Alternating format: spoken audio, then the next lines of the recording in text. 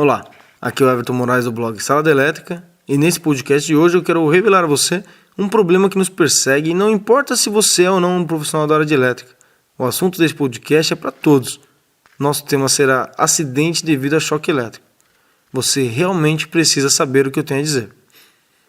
Independente de sua posição profissional na sociedade, há algo realmente importante que muitos de nós estamos simplesmente fechando os olhos e deixando passar despercebido como se não fosse um problema seríssimo. Gostaria de iniciar efetivamente esse podcast com uma pergunta. Você já levou um choque elétrico? Isso mesmo, você, em algum momento, já se acidentou com um choque elétrico? Se sua resposta foi sim, e tenho quase certeza que foi essa a sua resposta, gostaria que soubesse que estou muito feliz por você estar ouvindo esse podcast.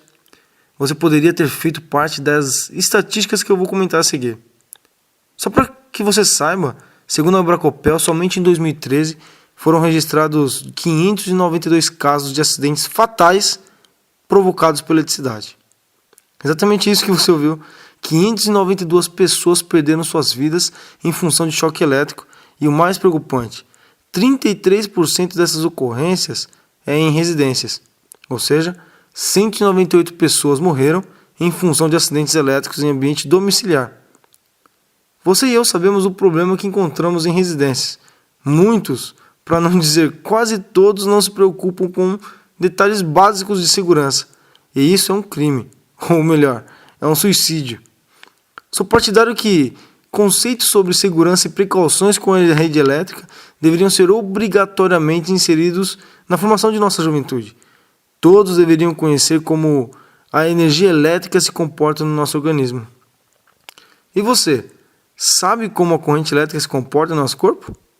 Bom, a partir de 1 mA, a corrente elétrica já começa a causar sensações de choque elétrico. Acima de 10 mA, você começa a sentir contrações musculares e dificuldade de realizar movimentos. Próximo dos 20 mA, começamos a ter problemas sérios.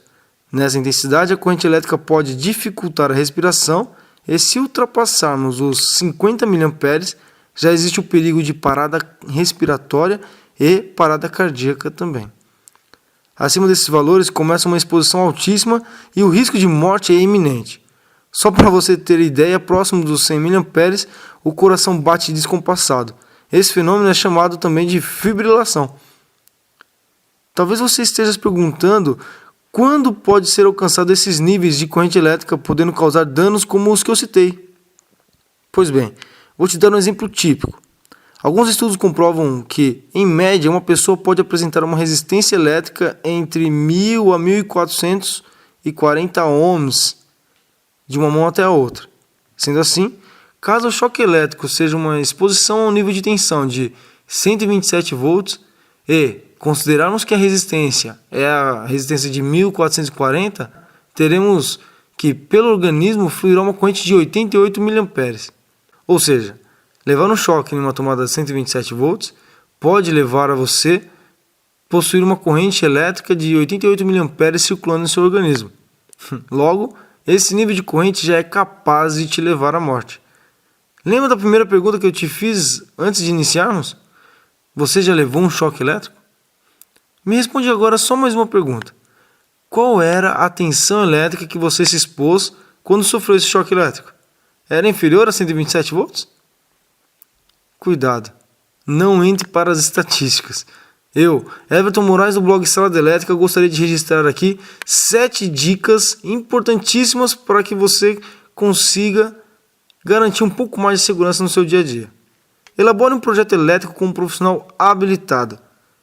Só execute serviços de eletricidade com o devido conhecimento. E, se não conhecer, contrate um profissional legalmente habilitado. Você pode encontrar profissionais capacitados na Abrael, abrael.com.br ou no SOS Aqui, o ssaqui.com.